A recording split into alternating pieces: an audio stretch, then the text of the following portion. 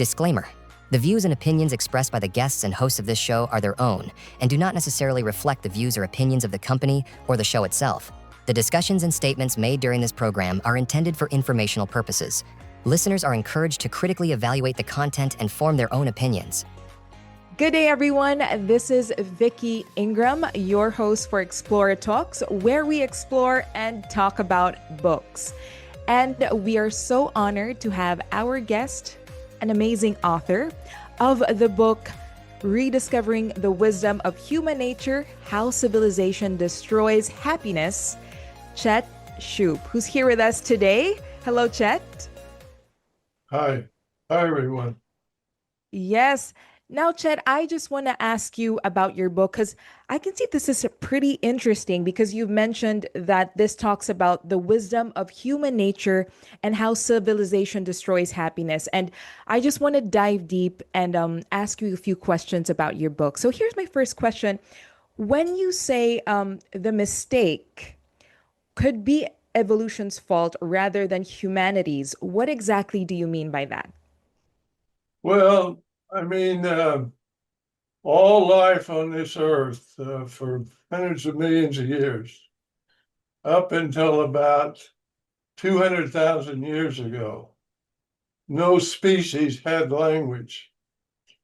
They could communicate with verbal utterances, but they could not sit down and talk with each other about what the circumstances of their personal lives were going to be 3 decades from now. That's what language gave us the ability to do. And so for about the first 200,000 years, it was no problem. Language worked well for our species because we used it to share feelings. We used it to talk about where resources are located, who's going to fix breakfast in the morning. There's no problem. Language, well, it's why we inhabited so much of the world is because of the advantage language gave us. But there came a time when we decided knowing who's going to fix breakfast in the morning wasn't good enough. We decided we wanted to know where we were going to be getting food from 3 or 4 decades from now. And it was a natural thing to do that our intellectual intelligence invented social contracting so that we could make claims on the future way in advance. Well, in order to keep those promises, some of them were legally imposed. Some of them were just, I promise you this, you promise me that. To keep those promises, we had to deny how we felt in the moment a lot. That's the first time any creature on earth had ever had to do that. Deny how they felt in order to get past the situation. And you see, we have an intellectual intelligence and we have an emotional intelligence. And the emotional intelligence is the operating system for the species. The intellectual intelligence is the operating system for the individual. It accumulates all the wisdom and skills that we need to manage our habitat. It's the adaptive element of the brain. Well, the mistake was that when the adaptive element of the brain started saying, no, you can't be true to how you feel now. You got to hide that. You got to deny that feeling because we've got social, we've got these arrangements we've got to keep. Well, that's kind of like having a big juicy steak out in front of you and you can't eat it because the rational mind is saying, you can't do that now. We've got this future to take care of. So you asked a mistake. Did nature make the mistake or did we make the mistake? Well, whatever Once nature gave us language, we were bound to make the mistake sooner or later. We got by 200,000 years. But that's when I equate our expulsion from Eden, when we can no longer be true, we can no longer eat steak. We had to protect this future through the knowledge of good and evil. You see, before we was imagining that future, there was no good or evil. All the animals and all humans were true to their feelings, not because they were good or righteous or anything. Our feelings are all we had to go on. There wasn't anything else. But now we got this big castle that keeps putting out these laws and saying you better be true to the law. And so we're in pain. That is Because, so interesting, Chet, because you mentioned earlier how language has an impact with our evolution, and we are all aware that communication and language and communication go hand in hand. And it's so interesting to think that with how language is so important with our growth and our evolution as humans, it now has become one of the things where people are struggling with. They have been struggling with how they express themselves, as you've mentioned earlier, where we begin to focus on social contracting, forgetting how we express ourselves through language. And that's quite an interesting thought, and quite concerning as well, especially with how we evolve not only as people, but also in terms of technological evolution, where we begin to feel isolated, where we become more focused on our screens and our phones, and everything is fast paced, and we forget to introspect and reflect, and look towards ourselves emotionally. Now, you've mentioned as well, speaking of emotions, you've mentioned as well about emotional intelligence. Now, I'm curious about how would you define emotional intelligence in contrast to the common psychological definition used today? well, when we think today, when we think about intelligence, we think about the capabilities of our rational minds. Uh, See, our rational minds accumulate knowledge. They don't accumulate wisdom. Wisdom comes from evolution. It comes from the genes. Only emotional intelligence has wisdom.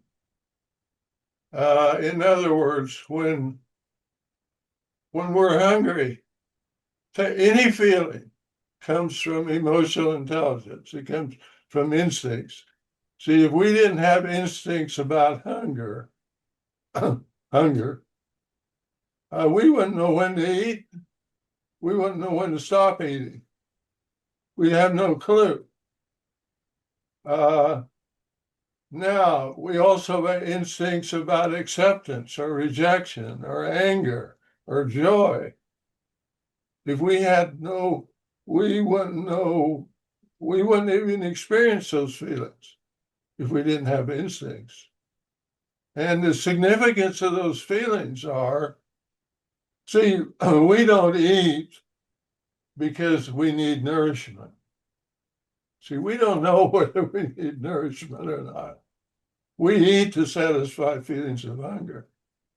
And those feelings are so dominant that sometimes people would like not to eat so much, or some people would probably, in terms of nourishment, I should be eating more. But the feelings dominate what happens. Now, when it comes to feelings about anger or feelings like romance or feelings about rejection or acceptance, we don't know why we're experiencing those feelings right now either. It's just that through hundreds of millions of years of evolution, when individuals in our situation got angry at this time, that worked out for the species. We don't know how, the species don't know how, no one knows how. It's just that the survivors, those genes got selected. And so to be true to the species, we have to be true to our feelings, not to our plans. But unfortunately, we live in a situation in which if you're going to function in this culture, the plans trump feelings. You see, in Eden, or in the natural world, feelings trump plans. There were no plans. Everything was the social order that sustains the life of our species is known through emotions. It's not known through plans. Through plans is how we realize personal ambitions. Mm. But the problem is that the species is not going to reward us with contentment for realizing personal ambitions. See, the species is only going to reward us with feelings of contentment for serving it so it can go on. So people like us can live in the future. Mm. And what it rewards you with is contentment. And so when we can't eat that steak, or we can't be true to that romance, or we can't express that anger, when our genes, when our emotional intelligence is telling us you need to do that now, well, then we suffer. We don't experience contentment. And it doesn't matter how fancy the technological world gets, because all of this does, it's a remarkable achievement. I mean, I've been part of it. It's a remarkable achievement, but there's no contentment. You can only find contentment through serving life, and 90% of serving life is taking care of your brothers and sisters. And I don't mean biological ones. I mean the ones that are together because it feels good to be together. Mm. They're Yeah. not together because they're fulfilling promises or their legal obligation. They're Yeah. together, I say, to fulfill spiritual obligations. Yeah. Take care of one another. Yeah, I'd like to make a follow-up question because you've mentioned the technological development and the balance, and the other opposite side of it is, having connections and emotional intelligence with the people around you. So I'd like to ask, would you believe that in order for us to achieve contentment, there should be a balance between having intellect and the emotional intelligence as we evolve as a society? Do you Well, think that would bring contentment? the thing is, I wish I didn't have to say this because, that's the answer people want, and that's the answer I wanted. But I get more into it, I begin to realize that all values to being alive are based on feelings. There's no values in the objective world. Now, if we can't eat that steak, go back. We can't be angry when we want. If we can't be with other people when what? If we have no brothers and sisters, we have no way to serve life. So we have to find values in beliefs or illusions. I mean, it's just a matter of emotionally surviving. It's not a matter of good or bad or evil. I mean, in view of the fact that I have no brothers and sisters, I'm just writing this book. That don't get me anywhere as far as the species cares. The species only cares if I'm taking care of other people through interdependent relationships. Mm-hmm. I'm not going out, I'm not saying don't take care of them with money. That's fine too.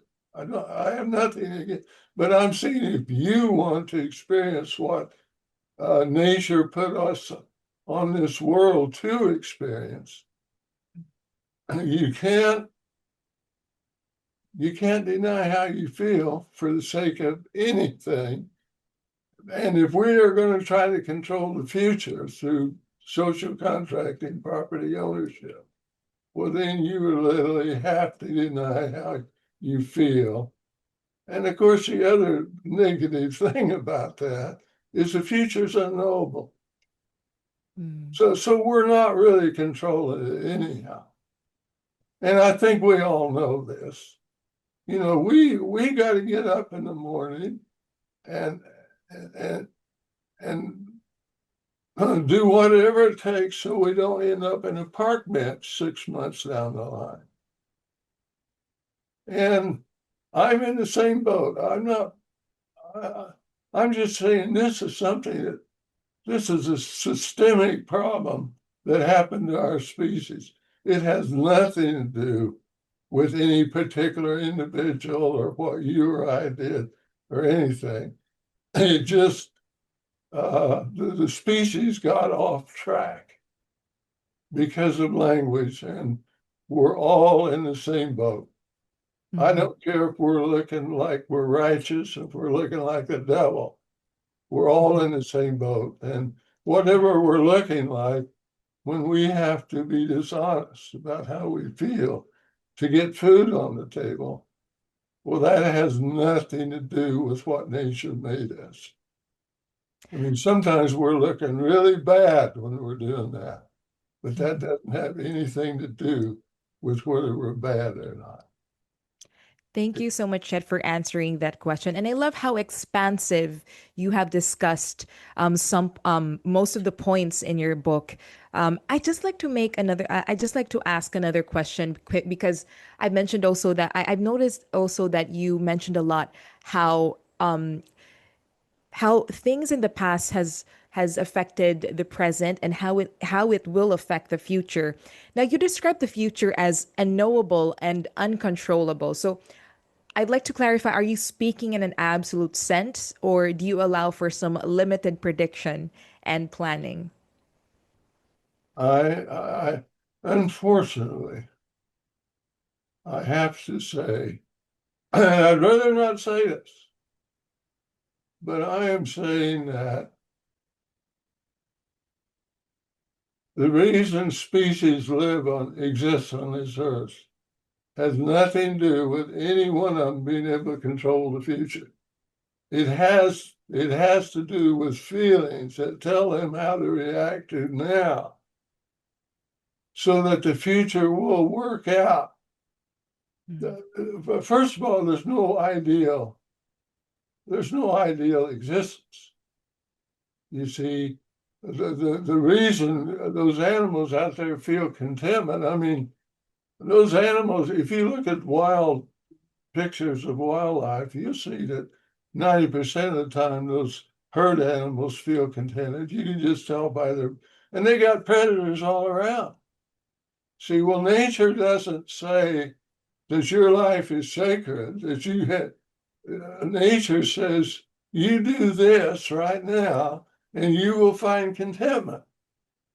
What happens in the future is the future's business. You might be, but if you're doing, for instance, we're social primates. You take any social primate away from its family, and I'm not talking a man, a woman, and a child. I'm talking about 30 or 40 people, which the sisterhood is the core. You take it away, and it's going to be terrified. You put it in that group, it's going to feel contented, as if there's no worries. There are words, but it is feeling, and it's how we feel that matters. See, it's not, it's not what's going to happen that matters. It's how you feel. If you feel that you're safe, then that's all that matters. That doesn't mean anyone is perfectly safe, but you don't have to worry about it if you're in your family, if you're in your element. See, civilization has taken us out of our element to the point that even millionaires don't feel safe. Yeah.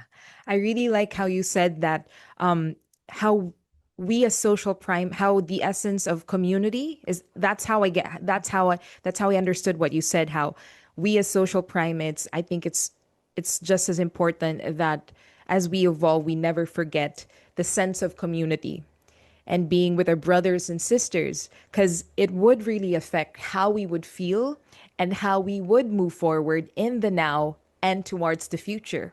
Yeah, you And see, go ahead. yeah, See, and life is a journey. It's not a definitely, destination. yeah, I It's a totally agree journey. with you on that, Chet. And if you're in your element, that journey is enjoyable. It don't matter whether you die tomorrow or 1,000 years from now. But if you're Exactly. not in your element, you could live 1,000 lifetimes and you'd still be one more. Hmm.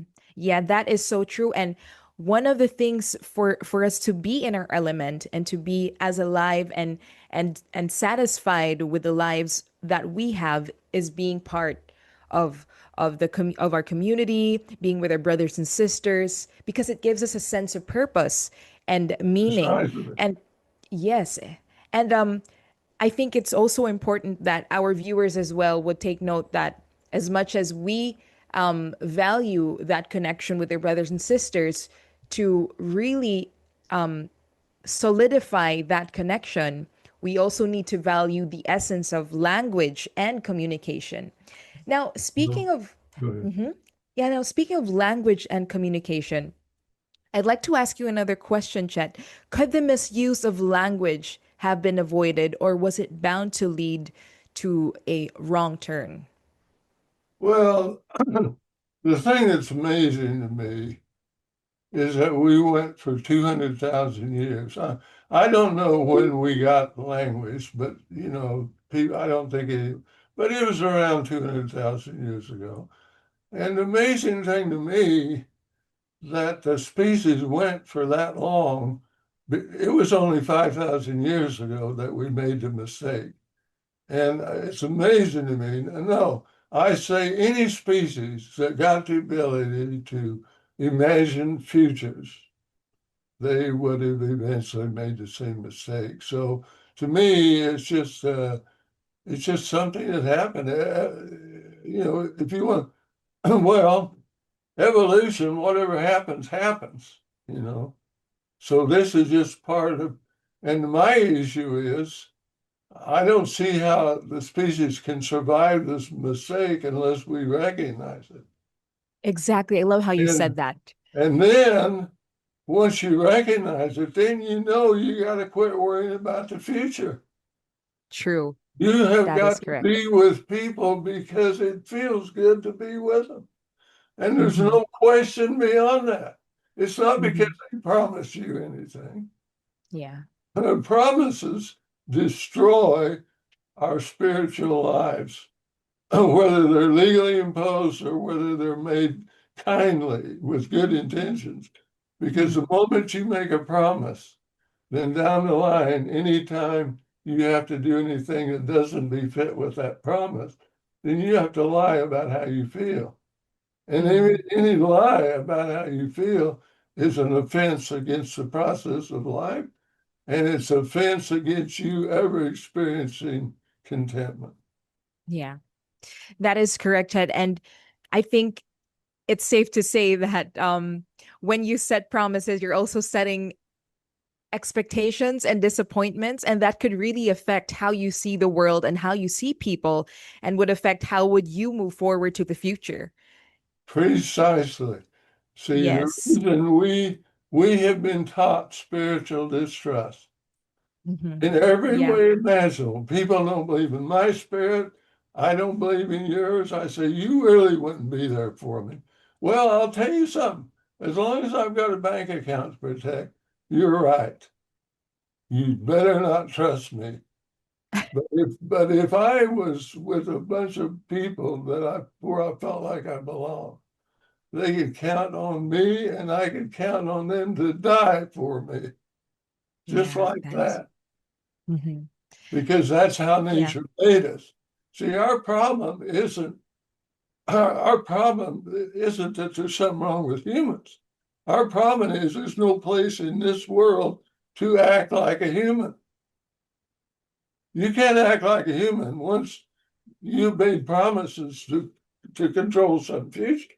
You're no longer part of the human race. You're something that's been created on the surface of this planet that's totally separate from evolution.